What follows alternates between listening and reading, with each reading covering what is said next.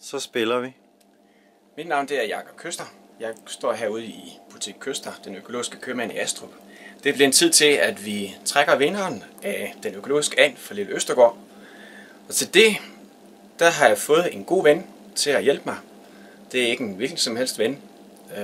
Lige nu der står en filmer, og I vil kunne møde den her person den 5. januar sammen med Jytte Appelstrøm og mig selv. Og lige om lidt, så vil jeg tage kameraet fra den her person, og så vil han selv præsentere sig.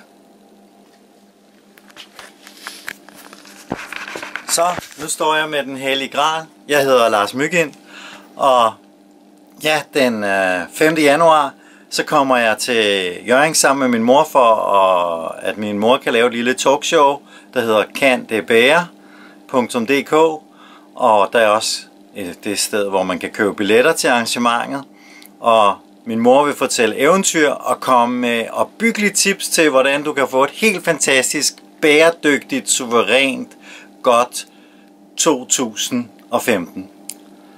Og nu vil jeg så trække vinderen af dette års Køster juleand. Og jeg har nu trukket loddet her, og jeg kan sige, at vinderen er Birgit Østergaard. Birgit Østergaard, tusind tillykke. Jeg synes bare, du skal glæde dig så meget til denne her fantastiske juleand.